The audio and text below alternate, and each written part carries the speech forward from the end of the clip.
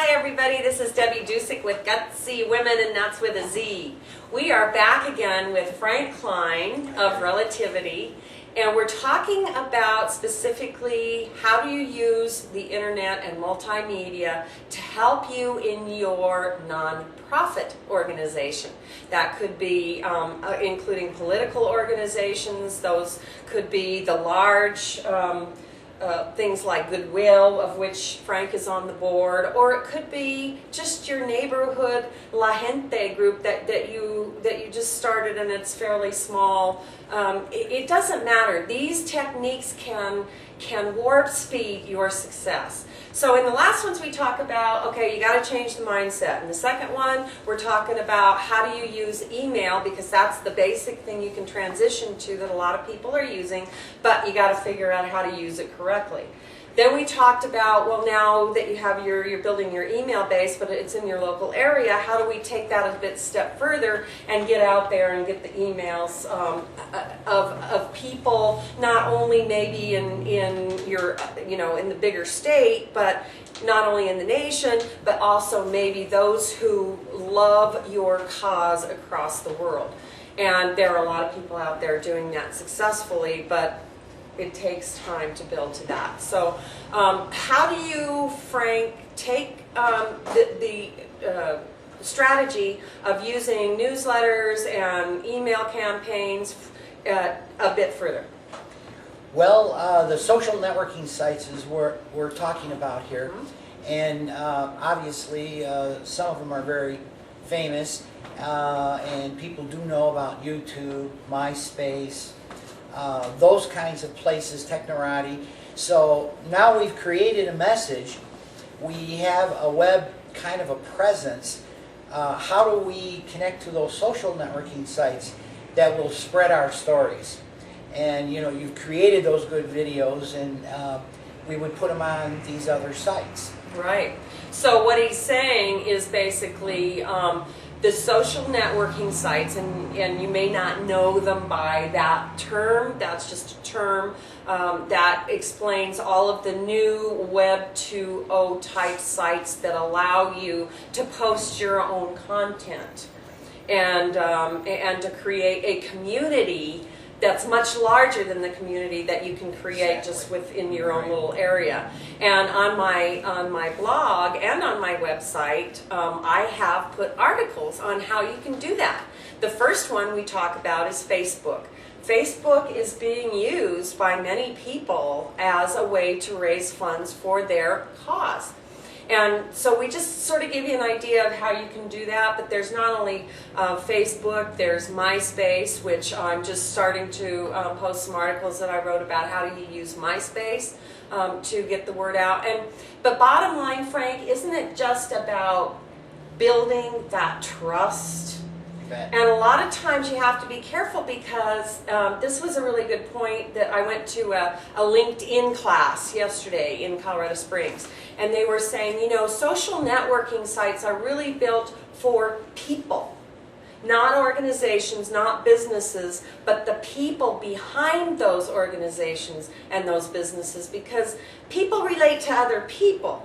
And so there are people within your organization right now who love to talk to people about their passion, right? You take those people, and those are the ones that you have create those communications and that trust on those types of spaces. Would you agree with that? Oh, absolutely. If that relationship, the trust comes from building that relationship. And I know we even mentioned in the political kind of arena, because it gives people a chance to talk to us, to see us, to hear our stories, to find out what is the passion that's driving us. And again, oh, I didn't know that Goodwill also did that. I didn't know that Mikasa did whatever.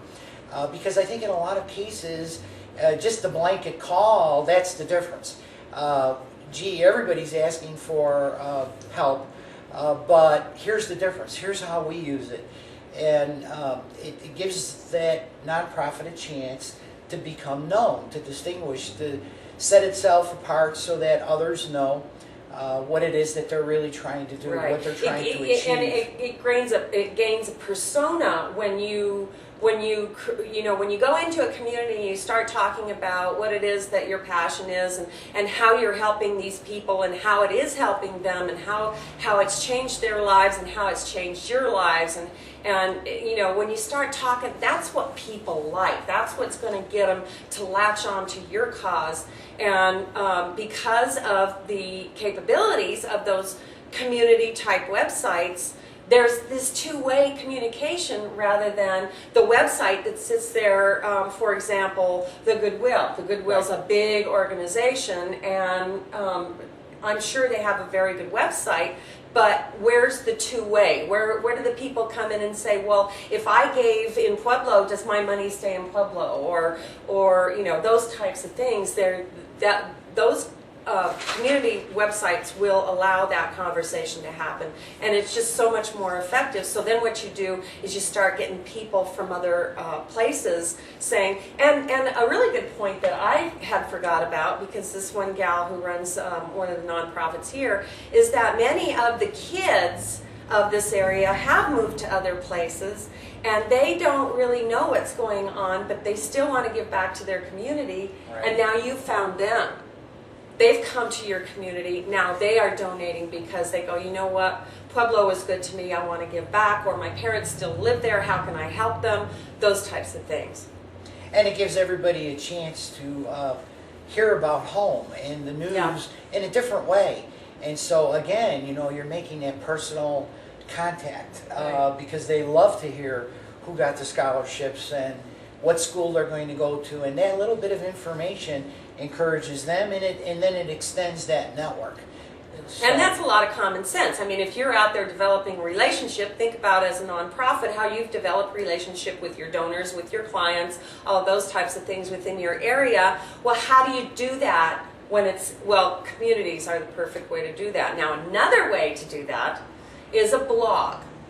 And a blog, for those of you who may not know, go to my website. There's an article, a very simple article about what is a blog.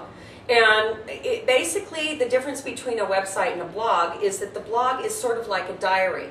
Well, what better way to create that trust that you are doing your job every day is to journal what it is that you're doing. And every day talk about what happened, what did you experience with a client who just came to you and was so excited about what you did for them?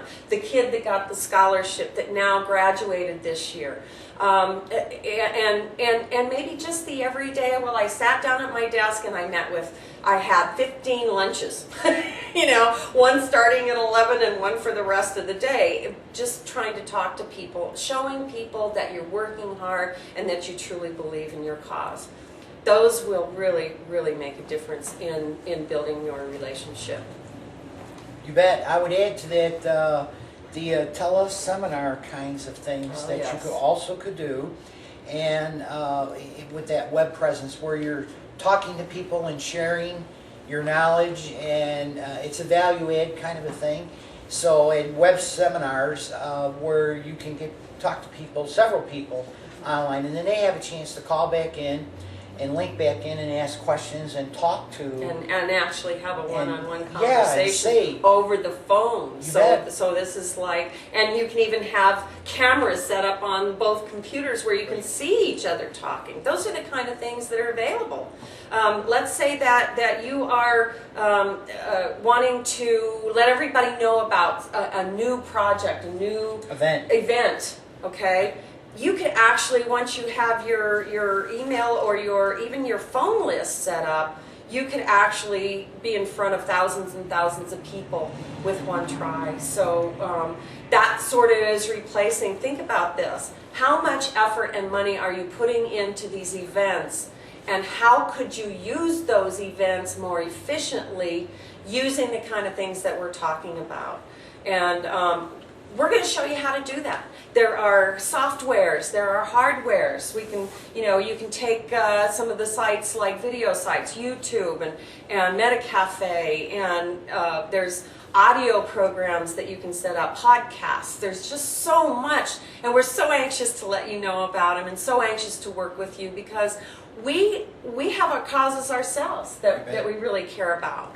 And we know these things and we want to help others to make them a reality. So please come back next time. We've got even better discussions coming up. Thank you very much. This is Debbie Ducic with GutZy Women and Frank Klein with Relativity. See you next time.